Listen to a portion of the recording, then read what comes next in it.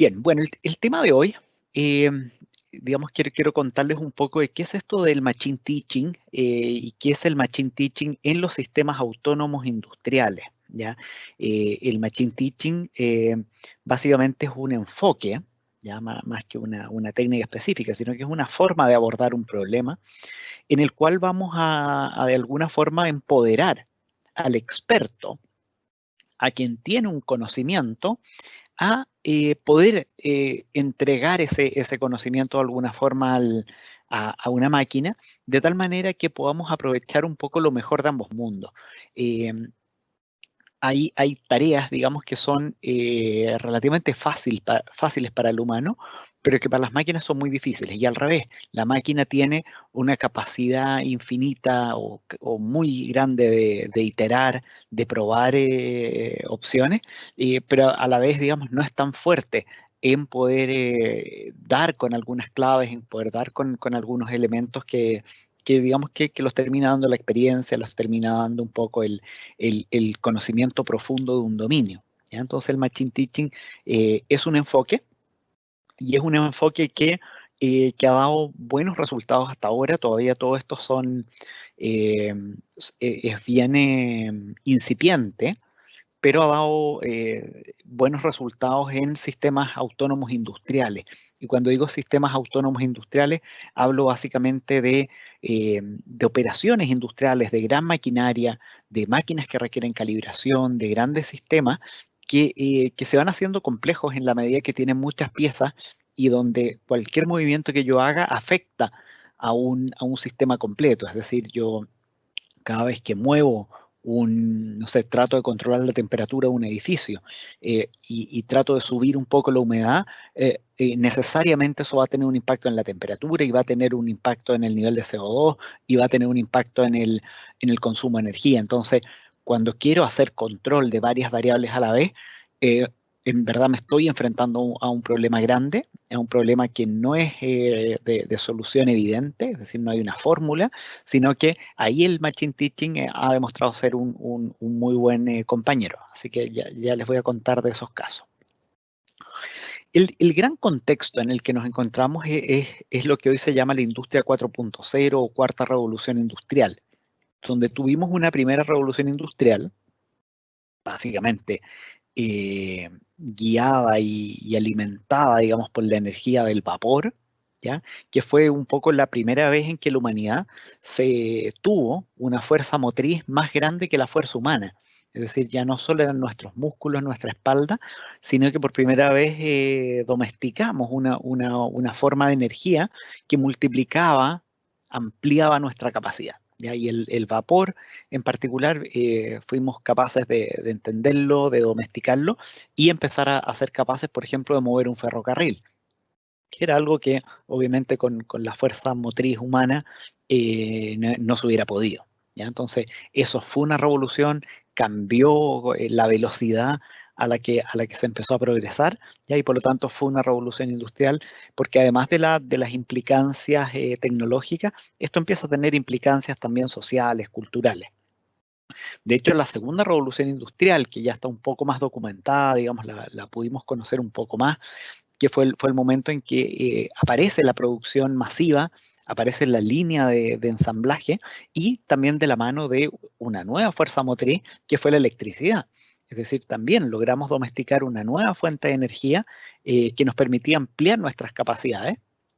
Y como les digo, toda revolución industrial también va de la mano de una transformación profunda de la sociedad. Ya aquí de alguna forma nace la metrópolis, nacen las grandes ciudades, dado que hay líneas de producción, la producción puede ocurrir en un mismo lugar, hay eficiencias de que ocurra en un mismo lugar, y eso, digamos, nos llevó a,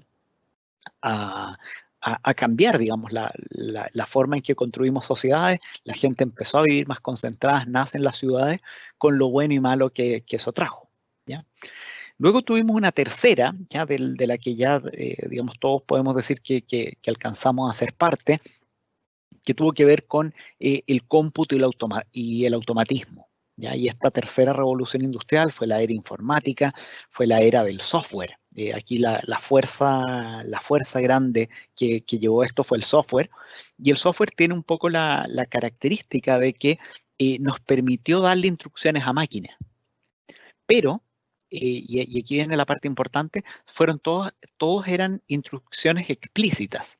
Es decir, yo le digo a un brazo, baja en este minuto, toma este objeto, levántalo, trasládalo, deposítalo en tal lugar, pero todas las instrucciones se dan por código, donde yo le digo explícitamente qué hacer.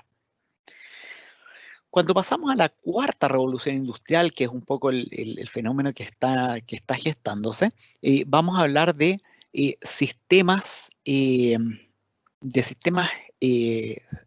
cibernéticos hiperconectados, pero que, en los cuales la instrucción ya vamos a dejar de darla de manera explícita, sino que estas más bien son máquinas alimentadas por la inteligencia artificial, a las cuales más que darle reglas, más que darle instrucciones explícitas, lo que yo le voy a dar son ejemplos.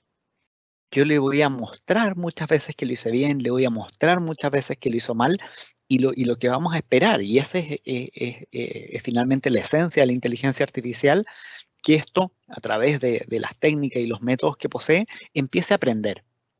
Entonces, nunca le voy a decir explícitamente qué hacer, pero sí, al mostrar repetitivamente ejemplos, eventualmente se va a dar un aprendizaje.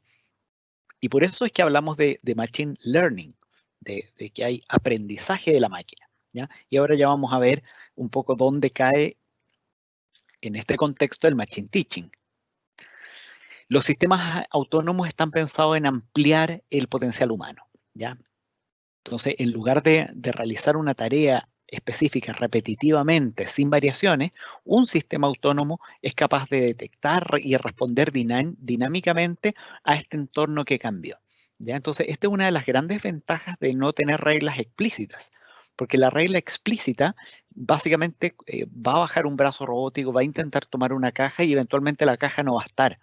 Entonces, una de las grandes ventajas de aprender del ejemplo respecto a una regla, que los ejemplos pueden ser muy variados. Cuando había caja, cuando no había caja, cuando la caja era muy pesada, la caja era lenta, o en el dibujo que aparece ahí de este operario moviendo un dron, el dron también se puede ir encontrando con situaciones inesperadas, como encontrarse con un pájaro que viene volando, o una densidad del aire, o una nube, o una onda de calor, quizás que cambia el escenario en el que está. Entonces, una de las grandes ventajas del aprendizaje desde el ejemplo es que los ejemplos pueden ser muy variados y por lo tanto la solución pasa a ser muy robusta a cambios en el ambiente, cambios en el escenario, y ya vamos a ver en los ejemplos, digamos, hasta dónde podemos llevar esa robustez. Entonces, ejemplos de aplicaciones de esto, aquí ustedes van a ver, por ejemplo, un edificio inteligente, ya lo que les comentaba hace unos minutos. En un edificio uno pretende mantener una temperatura confortable, pero a la vez tener una circulación de aire suficiente para que no se acumule CO2 en el edificio. Pero a la vez también queremos minimizar los costos de energía. Entonces al final son muchas variables y prácticamente cualquier variable que yo intente mover va a tener impacto en las otras, ¿ya? Entonces el finalmente lograr con un balance de respetar ciertas reglas, mantener temperatura confortable, tener una circulación que sea saludable, minimizando costos, en realidad es un problema multivariado y tremendamente difícil de responder porque obviamente no existe una fórmula para esto. Cada edificio es distinto, cada edificio tiene una geometría distinta, el sol impacta en distintos ángulos, entonces el problema es complejo. Y este es uno de los típicos casos, uno de los casos donde el Machine Teaching, digamos, puede proveer una buena alternativa, ¿ya? A partir del ejemplo, a partir de la extracción de conocimiento desde un experto que nos va a transmitir ciertas reglas y desde la capacidad de probar sobre simuladores, ya que vamos a ver en unos minutos cómo se hace esto. La calibración de máquinas es un problema muy similar. La calibración, uno de los grandes problemas que tiene es que cuando tú quieres calibrar, por ejemplo, la precisión de una aguja que hace una tarea específica de un microscopio, básicamente cualquier movimiento que uno hace altera el sistema completo. ¿ya? Yo cuando muevo algo, dejo una estela, dejo un rastro, se gasta energía, descalibra otros elementos, entonces las acciones no son totalmente independientes. Cada acción tiene impacto en otras y ese impacto es muy difícil de calcular, de medir, ¿ya? Por lo tanto, la experimentación parece ser ahí una buena solución que nos permita tratar de entender qué es lo que pasa. Y toda la experimentación no necesariamente en Machine Teaching tiene que ocurrir sobre el objeto físico real. Es decir, cuando hablamos de Smart Building, Machine Calibration, Motion Control, no necesariamente tenemos que probar las acciones sobre la misma planta, sino que vamos a poder usar simuladores, ¿ya? Así que ya les voy a contar un poco más de eso. Control de movimiento, piensen en una planta petrolera que quiere instalar una sonda, pero esa sonda necesita seguir un poco las cavernas que va dejando el petróleo en el suelo. Entonces pasa exactamente lo mismo. Si quiero bajar un poco, impacto el ambiente, y el ambiente al cambiar, yo tengo que tener una capacidad de reentender el ambiente y tomar mi siguiente acción. Si esto fuera programado de forma explícita, yo tendría que tener prácticamente un mapa completo del lugar que estoy excavando y rezar de no encontrarme con ninguna dificultad o ningún cambio en el escenario, ¿ya? Lo mismo con los sistemas industriales robóticos, ¿cierto? Y el control de procesos, ¿ya? El famoso control automático, a quien le haya tocado aprender un poco de control automático, saben que sufre un poco de estos mismos desafíos. Cada movimiento cambia el valor de otras variables y tratar de hacer un control de todas a la vez es tremendamente desafiante. eh, y aquí vamos a ver una alternativa a cómo resolver este problema, ¿ya? Uno de los desafíos con las que las empresas cuentan es que típicamente no contamos con la suficiente cantidad de personas con conocimiento en ciencia de datos para poder construir estos sistemas autónomos, ¿ya? Típicamente en una compañía hay un grupo de data scientists, ¿ya? Que caen probablemente dentro de un grupo un poco más grande de developers, pero eso usualmente no es más del 20% de la compañía. Entonces, la pregunta, y esta es la búsqueda del Machine Teaching, es ¿cómo puedo aprovechar una tremenda riqueza en las compañías que son los expertos de dominio? Por ejemplo, un experto petrolero, un experto en control de sistemas de temperatura, de ambiente dentro de un edificio, expertos en control automático, ¿cierto? Son expertos de dominio que conocen su industria y qué podemos hacer con eso. Entonces, lo que propone el Machine Teaching es justamente lograr hacer extracción de conocimiento desde un maestro, desde un instructor, más que aprender puramente de los datos. Entonces, esa es la gran búsqueda y una de las consecuencias primeras de esto es que ya no solamente vamos a apuntar a data scientist o quizás a developer, sino que vamos a apuntar a un grupo muy amplio que incluye a toda la organización. Esa es la relevancia de este tema. Entonces, la idea, entonces, como les decía, es infundir conocimientos especializados de un maestro en el modelo. Ese es el gran desafío. Entonces, si ustedes ven a la izquierda, dice Machine Learning, digamos, ¿y cuál sería la analogía, digamos, de un niño aprendiendo béisbol? Con Machine Learning sería tirarle pelotas todo el día, todo el día, todo el día, todo el día, todo el día, y el niño intentando hacer movimientos casi aleatorios, digamos, sin ninguna instrucción, hasta que eventualmente, después de mucho tiempo y con muchas iteraciones, eventualmente él va a aprender. Y él va a aprender a golpear la pelota y probablemente lo va a poder hacer bastante bien. No obstante, esto va a requerir de mucho tiempo, mucha energía, muchísimas iteraciones y muchas simulaciones en verdad innecesarias. En verdad, mucho del tiempo él estuvo ni siquiera recién aprendiendo a levantar el bat, por ejemplo. Digamos, cuántas iteraciones le toma al niño recién entender que tiene que levantar el bat si es que quiere empezar a golpearla. Entonces, un poco lo que busca el Machine Teaching es acelerar el, el proceso de entrenamiento y aprendiendo de un maestro humano. Entonces, ¿qué es lo que va a lograr esto? Primero, escalar el conocimiento de un experto de negocio. Es decir, el experto va a poder enseñar, y al enseñar a una máquina lo que va a poder hacer es escalar su alcance. Si él podía calibrar 3 máquinas, ahora la idea es que pueda calibrar 300 y 3000 máquinas sin problema, ¿ya? Producto de que va a ser su mismo conocimiento el que está siendo transferido. Y vamos a lograr entrenamientos mucho más rápidos. ¿Ya? Una de las debilidades del Machine Learning es que debe iterar mucho, mucho, mucho, mucho, y con muchas iteraciones que al final resultan innecesarias si es que hubiéramos sido capaces de transferirle algo de conocimiento del ambiente y del dominio. Otra consecuencia súper importante en inteligencia artificial es que el Machine Teaching también nos permite producir modelos explicables. ¿Ya? Otra debilidad del Machine Learning puro, ¿ya? Del Deep Learning puro, es que los modelos pasan a ser cajas negras, digamos, donde la verdad no entendemos muy bien el proceso por el cual la máquina aprende. ¿Ya? Mientras que en el caso del Machine Teaching, al tomar, digamos, parte de nuestro conocimiento y probablemente buscar los elementos más finos vía Machine Learning, pero solo los elementos más finos, todo el modelo es explicable porque sigue un proceso que fue guiado por un instructor. ¿Ya? Entonces, esto se está haciendo cada vez más relevante. Queremos una inteligencia artificial más explicable, que sepamos un poco el motivo que hay por detrás, y una de las consecuencias del Machine Teaching es que nuestros modelos pasan a ser explicables. ¿Ya?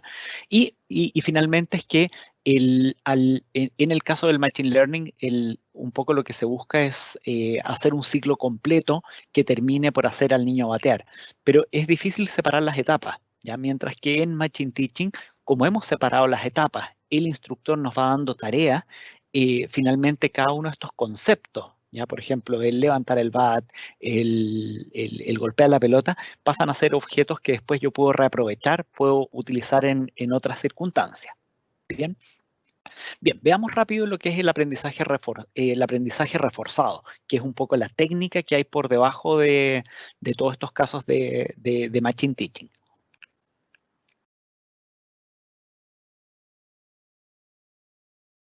Entonces, vamos a hacer un barrido por los 3 principales tipos de aprendizaje. El primero es el que se llama el aprendizaje supervisado. Y el aprendizaje supervisado es la primera forma de Machine Learning, es la más común, es aproximadamente el 80% de los casos, donde yo necesito contar con un dataset que tenga historia, contexto, tenga datos, pero también tenga una etiqueta que me marque qué fue lo que pasó en ese caso o cuál era la clase a la que pertenecía ese caso que acabo de escribir. Entonces, en los casos que ustedes ven acá, yo voy a describir a este perro, por ejemplo, su pelo, su lengua, sus orejas, o sencillamente todos los píxeles. Cada uno de los píxeles va a ser un dato que yo voy a guardar, pero en el caso del aprendizaje supervisado, además yo necesito una etiqueta que me diga esto es perro, esto es gato, esto es perro, esto es gato. Si yo cuento con una base de datos suficientemente grande, un algoritmo de aprendizaje supervisado eventualmente va a aprender a poner esa etiqueta. Y el nombre de supervisado viene justamente de eso, de que tengo una etiqueta, tengo una variable de la que tengo historia, con la cual yo puedo supervisar el aprendizaje y saber si ya voy prediciendo bien o voy prediciendo mal. ¿Ya? Entonces, si se fijan, yo requiero tanto de datos como de una etiqueta. Y en ese caso podemos hacer un primer tipo de aprendizaje. El segundo tipo de aprendizaje es lo que se llama el aprendizaje no supervisado. Y el no supervisado corresponde al caso en el que cuento con datos, cuento con contexto, cuento con una descripción completa de lo que está pasando, pero no tengo una variable de salida, no tengo un resultado, no tengo un output o una etiqueta que me pueda ayudar a supervisar el entrenamiento. ¿Ya? Entonces tengo todo el contexto, tengo todas las premisas, pero no tengo una variable de salida que me diga, digamos, qué fue lo que ocurrió. Entonces, en el ejemplo que ustedes ven aquí en la imagen, se fijan, hay varios números manuscritos, el número 9, el número 7, el número 5, y lo que estoy tomando es todos los píxeles de esas imágenes, y sin saber la etiqueta, es decir, sin saber que estos eran 5, sin saber que eran 7, fíjense que el algoritmo solo logra agrupar en ciertas nubes a todos los 5 más o menos juntos, a todos los 7 más o menos juntos, ¿ya? Y sin ser perfecto, digamos, al menos ya me ayuda a descubrir cuál era esa etiqueta que estaba escondida en los datos, ¿ya? Entonces esto es muy importante, es muy relevante para poder tratar de llenar esa etiqueta que faltaba, o bien mantenerme abierto, mantener una exploración abierta a cuáles son las posibles etiquetas que hay en estos datos y que yo desconozco, ¿ya? Por lo mismo, esto es muy utilizado, por ejemplo, en fraude, dado que difícilmente podemos saber todos los tipos de fraude, sino que queremos mantener ahí una capacidad de escuchar, de ver qué está pasando y eventualmente vamos a encontrar un comportamiento anómalo, repetitivo, porque me apareció una nube que yo no esperaba. Bueno, y el tercer tipo de aprendizaje es lo que se llama el aprendizaje reforzado, ¿ya? Y corresponde al caso en el cual yo no tengo datos, no tengo historia, no tengo ni una experiencia previa, ni de datos, ni de etiquetas, y con las cuales yo voy a tratar de hacer un entendimiento de qué es lo que está pasando y cuál es la mejor forma de resolver un problema. Entonces, lo que va a ser un modelo de aprendizaje reforzado es experimentar, hacer experimentos sobre el mundo y tratar de medir eh, qué pasó con ese mundo y qué recompensa puedo darle al método de aprendizaje dada esa acción que tomó. Entonces, el modelo va a probar una acción, va a leer qué pasó en ese mundo y el aprendizaje va a poder tomarlo de vuelta. Entonces, dado que estamos proponiendo experimentos, ya sea sobre el mundo real o sobre un simulador, vamos a poder tener un feedback que nos diga, mira, lo que hiciste estuvo bien, estuvo mal, y en función de eso decidimos nuestra próxima acción, ¿ya? Entonces, como les digo, esto puede ocurrir sobre la realidad, es decir, podemos probar sobre una planta física, en este caso un molino, o podemos hacerlo sobre un simulador, y en particular lo que les voy a mostrar hoy día de la plataforma de Azure para sistemas de Machine Teaching, para sistemas autónomos, nos permite simuladores que corran en Python, simuladores en MATLAB, en Simulink o en AnyLogic, ya que son un poco las tres principales fuentes de simuladores que existen en la industria, ¿ya? Entonces, a modo de resumen, cuando hablamos de aprendizaje supervisado es el caso en el que contamos con datos y etiquetas. Cuando hablamos de aprendizaje no supervisado es el caso en el que contamos con muchos datos, pero no tenemos una etiqueta, no tenemos una marca que nos diga si vamos bien o vamos mal. Y finalmente tenemos el escenario del aprendizaje reforzado, donde no tengo historia ni tampoco tengo etiqueta, ¿ya? Pero que de alguna forma esto se va a ir reemplazando por nuevos conceptos. En el aprendizaje reforzado, yo voy a ir creando mi propia historia, ¿ya? A través de experimentos sobre un simulador, y en vez de etiqueta, en realidad lo que vamos a tener es una función de recompensa. Tenemos que mostrarle a esta máquina que está aprendiendo o que está haciendo bien las cosas, ¿ya? En, en, en aprendizaje reforzado hay dos conceptos que son muy importantes. El primero es el de la explotación y el segundo es el de la exploración. Y la idea es poder ir diseñando una política que balancee cuánto del tiempo voy a estar en modo de exploración, es decir, puramente probando nuevas alternativas, y cuánto del tiempo voy a estar explotando el mejor modelo que yo haya aprendido a la fecha. Entonces, por ejemplo, eh, en un, em, en una situación por ejemplo, del niño que quería aprender a batear la pelota, durante un porcentaje del tiempo yo voy a querer que el niño intente lo mejor que ha aprendido hasta ahora. Pero en algunos casos, ¿cierto? Podría ser un 20%, por ejemplo, me gustaría que el niño probara algo distinto. Es decir, mira, si bien tú sabes que en esta situación deberías hacer esto, te voy a dar una libertad de intenta hacerlo un poco distinto, a ver si eventualmente vamos a lograr una mejor recompensa. Y esto es muy bueno porque en general, como les decía, la mayoría de los escenarios son muy cambiantes. Tenemos un ambiente que cambia, que nos ofrece desafíos nuevos, y mantener capacidad de exploración es justamente lo que nos permite eh, tratar algo distinto que eventualmente me va a dar mejor recompensa que el mejor conocimiento que tengo a la fecha. Entonces, la explotación se hace para lograr el mejor desempeño, pero la exploración es la que me mantiene alerta a ver si el ambiente ha cambiado y si eventualmente hay una acción un poco mejor que yo pueda hacer. Entonces, en particular, en esta plataforma de sistemas autónomos, lo que vamos a hacer, perdón, es vamos a entregarle estas instrucciones, vamos a hacer de maestro, ¿ya? Y eso se hace a través de un lenguaje que se llama IncLink, ¿ya? Que es un lenguaje que está hecho para esta transferencia de conocimiento, transferencia de un currículum de aprendizaje a este cerebro que va a proponer acciones. ¿Ya? Él va a enviar una acción sobre un simulador y va a obtener de vuelta un estado. ¿Ya? Eh, entonces él va a estar constantemente enviando acciones al simulador y va a ir leyendo el estado. Pero, y aquí viene una parte súper interesante, es que esa acción que yo haga va a ser medida. Ya vamos a tener un assessment que me va a avisar asíncronamente si la acción que yo tomé fue buena o mala. ¿Ya? Entonces, ese reward, esa recompensa de lo estás haciendo bien, tal como el niño cuando golpea la pelota lo felicitamos, aquí también necesitamos ir a felicitar a ese cerebro. ¿Ya? Y eso se hace con una recompensa que usualmente le vamos a dar un valor numérico y le vamos a decir, te ganaste 3 puntos, ganaste 2, ganaste 5. ¿Ya? Entonces vamos a tener esa capacidad de estar dándole recompensa.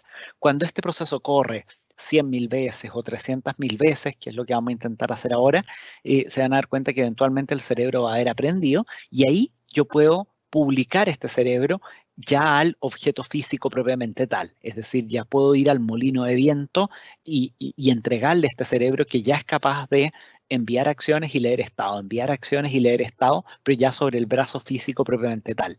¿Ya? Entonces ya dejamos de usar el simulador, ya saltamos al sistema autónomo físico. ¿Ya? Entonces acá hay un ejemplo muy sencillo antes de ir a la demo propiamente tal. Entonces esto es algo que ha estado pasando en los últimos meses, en que probablemente ustedes han visto que este tipo de videoconferencias mejoraron mucho su calidad. ¿Ya? Y uno de los secretos, una de las cosas que usó Microsoft fue un sistema autónomo, ¿ya? Fue aplicar el Machine Teaching de tal manera que el contexto, si se fijan en el caso de una videollamada, está dado por muchas cosas, digamos, está dado por el nivel de señal que tú tienes, si es buena, es mala, es estable, no estable, cuánta latencia. También se ha visto que el nivel de batería que te quede tiene también incidencia. ¿Por qué? Porque, bueno, obviamente los equipos van entrando en modos de ahorro de energía, van bajando, ¿cierto?, su performance. Entonces, algo que se aprendió es que es una variable importante. ¿Qué marca de headset tienes? ¿Qué tipo de conectores tiene? Eh, la calidad del sonido que captura. ¿Ya? ¿Cuál es tu equipo? ¿Cuál es tu laptop? ¿Cuál es tu cámara? Entonces, te fijas, es el ambiente, digamos, o el escenario, digamos, es bien complejo. Y en particular hay algunos parámetros que tú quieres mover en la llamada tal que se reduzca el eco, no haya delay, ¿cierto? Entonces, poder ajustar los parámetros de Teams o de Skype en realidad es súper complejo porque cada variable que tú mueves altera las otras y finalmente no existe un setting perfecto para todos, sino que va a haber un setting perfecto para cada uno de nosotros. Entonces es muy distinto el setting que me debe proponer a mí para la llamada que el que te está proponiendo a ti, de tal manera que ambos tengamos una buena conversación. Entonces, dado que es muy difícil modelar esto, lo que hace Microsoft en particular es entregar todo este contexto, entregar opciones de settings y qué es lo que va a hacer. En algunos casos va a experimentar, nos va a poner un setting y qué es lo que hace Microsoft cuando se acaban estas llamadas, nos pregunta cómo estuvo tu llamada. ¿Estuvo buena? ¿Estuvo mala? Y esas estrellitas que le pongamos es la recompensa. Es esta felicitación que le damos al niño que quiere batear la pelota diciéndole, wow, lo hiciste súper bien. O no, sabes que acá no lo hiciste bien, la pelota pasó, la golpeaste mal. Entonces, vamos a entregar a este cerebro el experimento que hicimos y la recompensa que obtuvimos. De esa forma, este cerebro aprende un poco más y en la siguiente iteración nos puede proponer una nueva acción sobre la cual vamos a iterar, ¿ya? Este es un poco el ciclo, es el ciclo de experimentación y recompensa, experimentación y recompensa. Bien, entonces, si les parece bien, vamos entonces ahora a ver esto en una demo, ¿ya? La demo se trata vamos a tratar de hacer equilibrio. Ya vamos a tomar un típico escenario de control automático, donde se fijan hay un plato, ya que es un plato plano, sobre el cual yo quiero equilibrar una pelota de ping pong. ¿Ya? Entonces, si se fijan, digamos, imagínate que yo pongo la pelota y empieza a caerse hacia la derecha. Lo que yo esperaría es que se levante el brazo izquierdo y trate de equilibrarla, pero eventualmente la pelota se va a venir adelante, atrás, y ahí yo tengo que tratar que empezar a mover los tres brazos.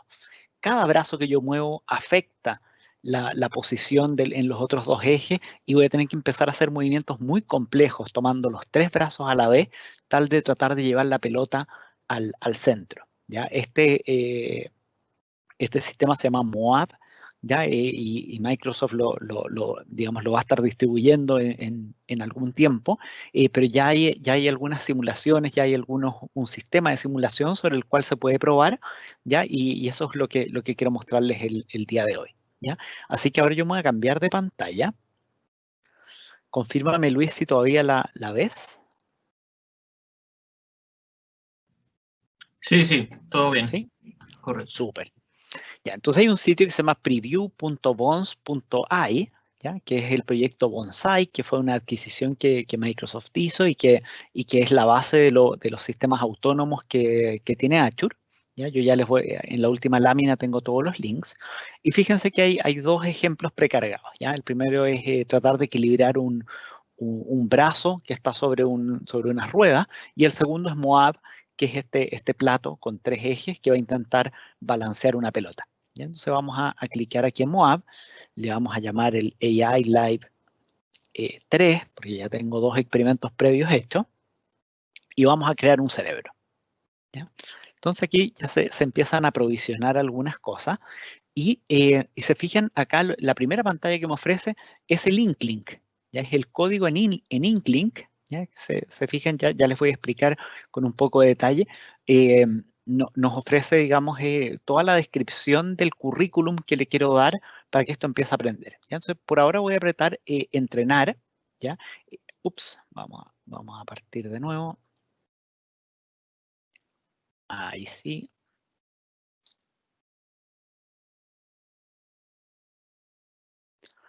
Eso, porque esto va a tomar unos minutos, así que prefiero partir la simulación desde ya, mientras yo les voy mostrando acá cómo esto opera. ¿Ya?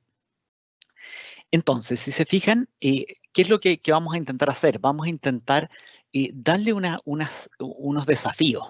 ¿Ya? A esto le vamos a proponer el desafío de equilibrar la pelota. Por ejemplo, si es que le tiro la pelota muy fuerte, si es que se la tiro un poco más despacio, si parto de una condición inicial desafiante, etcétera. Entonces, eso es un poco lo que vamos a tratar de ver cómo esto va a reaccionar.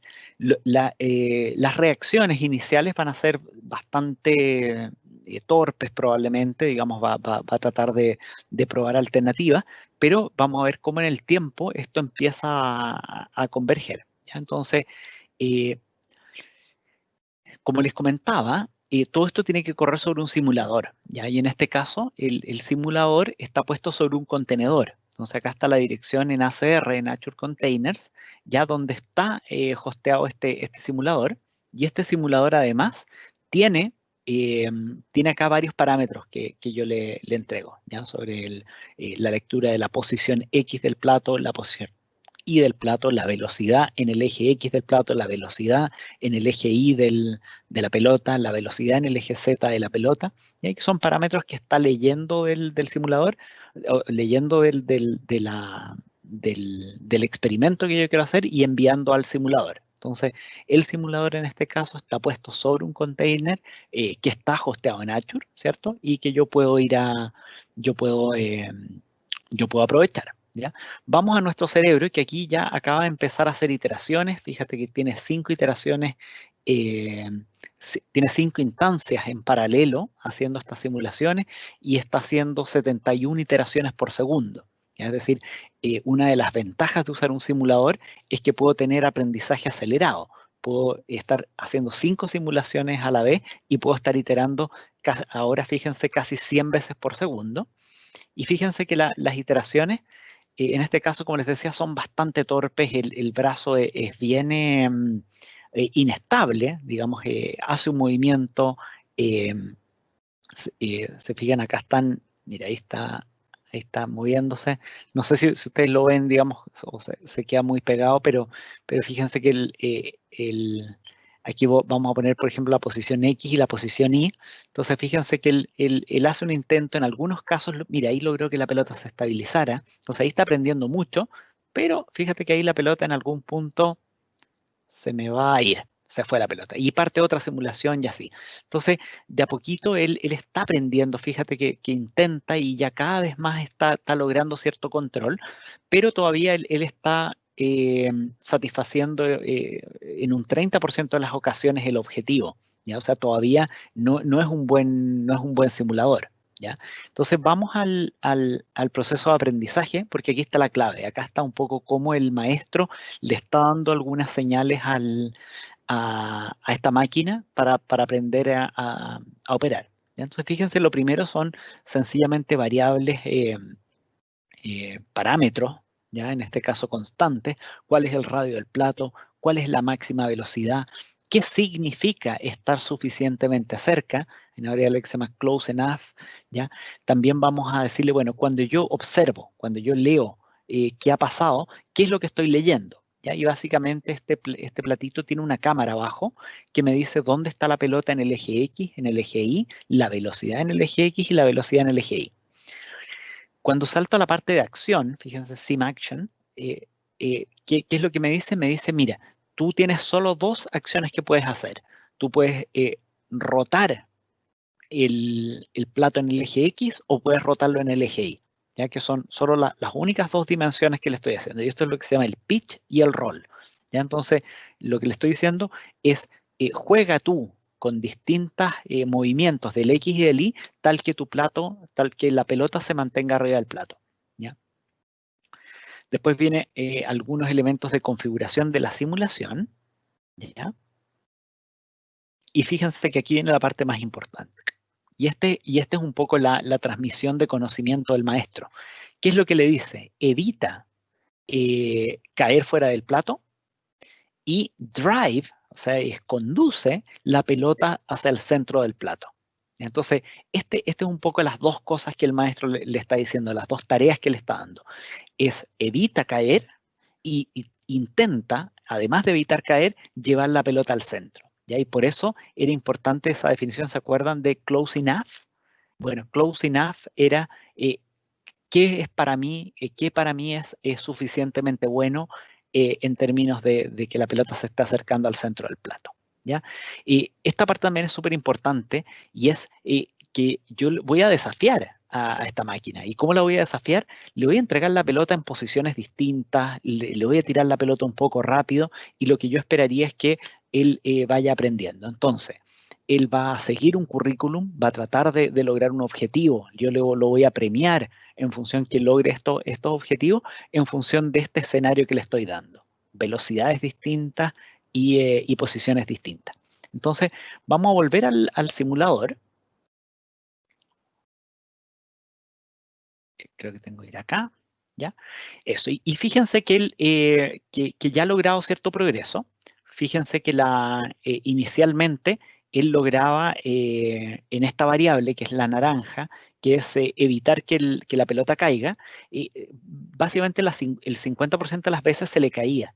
Pero fíjense que en la medida que ya llevamos 25.000 iteraciones y fíjense que ya estamos del orden del 80% de las veces, él logra evitar que la pelota se caiga. ¿Ya? Entonces, de la pura experimentación, de los puros intentos que él está haciendo, ya estamos logrando que el 80% de las veces la pelota no se caiga. ¿Ya? Entonces, aquí vamos a ver abajo más o menos cómo vamos y fíjense que bueno, ya ha ido aprendiendo, ya logra hacer al menos movimientos correctos. Todavía esto es tosco, eh, digamos, hace movimientos, pero parece todavía hacer movimientos exagerados, no son suaves. ¿Ya? Entonces, vamos a seguir dándole unos minutos que siga aprendiendo, a ver hasta dónde vamos a llegar y vamos a ver también cómo mejora esta métrica de aprendizaje. ¿Ya? Entonces, le vamos a seguir dando unos minutos. Por mientras, les voy a mostrar un modelo ya entrenado y fíjense que eventualmente después del orden de 120.000, 140.000 iteraciones, lo que vamos a lograr es que ya las tres condiciones se logran cumplir en un 100%. El llevar la pelota al centro del plato, evitar que se caiga y el goal satisfaction, que es un poco el que se cumplan ambas a la vez, también se empieza a lograr casi siempre en el 100% de las ocasiones. Fíjense que igual hay una distribución y también puede fallar. Pero ya logrando, digamos, que la pelota se mantenga al centro. ¿Ya? Entonces, volvamos a nuestro simulador. Nuestro simulador va en la simulación 30.000. Ya llevamos 8 minutos. Está corriendo 5 en paralelo del orden de 100 iteraciones por segundo. ¿Ya? Entonces, vamos a esperar al menos un par de iteraciones más para poder ver hasta dónde podemos llegar. ¿Ya? Por mientras, les voy a ir a mostrar bueno, ¿cómo termina esto, digamos? ¿Se acuerdan que una vez entrenado esto sobre el simulador, la idea es que en algún minuto promover este aprendizaje, este cerebro, llevarlo de vuelta al equipo físico? Y es decirle, mira, ya aprendiste en un simulador, lo voy a instalar sobre el device físico y le voy a preguntar, bueno, a ver cómo responde. ¿Ya? Entonces, se fijan, ahí hay unas marquitas que era un poco este close enough, un poco lo que yo pretendía que la pelota llegue a ese lugar. Y aquí les voy a poner un video ya sobre el plato físico, sobre el plato real, a ver cómo esto que entrenamos se ve finalmente. ¿Ya? Fíjense, bueno, al principio le pusimos la pelota muy cerca y en realidad no era mucho desafío y él logra equilibrarla. ¿Ya? Pero ahora se la vamos a poner un poco más lejos. Y fíjate que él empieza a hacer los movimientos correctos, bastante suaves. Ahí le pegué. Y ahí le pegamos un poco más fuerte y ya se cae. Entonces aquí también le pegamos muy fuerte, aun cuando él intenta. Mira, ahí le pusimos la pelota bien lejos, pero él logra llevarla al centro de buena forma. ¿Ya? Ahí se la tiramos también muy fuerte y parece perderlo. ¿Ya? Entonces, fíjense, aquí nadie le ha enseñado a esta máquina, nadie le dio una instrucción explícita, levanta un brazo, levanta el otro. Fue todo aprendido desde muchísimas iteraciones, de muchísimas simulaciones sobre un simulador, no sobre el objeto físico. ¿Ya? Se voy a volver al simulador y, ¡hey! Y miren, ya hemos tenido gran progreso. ¿Se acuerdan que estábamos en 30.000 iteraciones? Ya vamos en la 45, 42.000 y fíjense que ya estamos cerca del 90% de satisfacción del objetivo en evitar que la pelota se caiga. Entonces, fíjense que ya se empiezan a dar estas trayectorias un poco más largas en que la pelota se mantiene al centro. Fíjense ahí todo el tiempo que lleva, eh, lo que es muy, muy bueno. ¿Ya? Fíjense que ahí está, mira ahí esa iteración salió muy buena. Fíjate que mantiene la pelota, la mantiene, la mantiene, la mantiene. Un tremendo éxito, en verdad. Funcionó muy, muy bien. ¿Ya? Y a esto todavía le falta mucho por aprender. Se fijan, estamos aquí en el 80% y esto en otras simulaciones más largas, como las que yo tengo acá, eventualmente va a llegar al 100%. Ahora, y lo último que les quiero comentar es, bueno, ¿qué pasa si es que en realidad le voy a dar, digamos, quiero hacer este sistema más robusto? ¿Ya? Entonces, eventualmente yo quiero tirarle la pelota desde muy lejos y que esto sea capaz de resolverlo. Entonces, ¿qué es lo que tengo que hacer yo? Yo tengo que ir a mi currículum de aprendizaje y empezar a decirle, ¿sabes qué? Te voy a dar situaciones más difíciles. Te voy a poner la pelota en este inicio randomizado, te voy a tirar la pelota muy fuerte. ¿Ya? Te voy a tirar la pelota desde lejos, digamos. Entonces, yo voy a cambiar estos parámetros. Y otra cosa que podemos hacer es decir, bueno, ¿y qué tal si la pelota fuera un poco más pesada? ¿Qué tal si la pelota fuera un poco menos redonda? Entonces, en esta randomización le voy a empezar a proponer desafíos un poco más grandes. ¿Ya? Entonces, el desafío que van a ver acá, fíjense lo fuerte que le vamos a tirar la pelota y cómo el plato, dado este nuevo aprendizaje, que es un cerebro distinto al que entrenamos en la primera ocasión, va a responder y después fíjense la sorpresa, le voy a poner una pelota distinta y vamos a ver que él, sin haber conocido esa pelota nunca antes, él igual sabe actuar.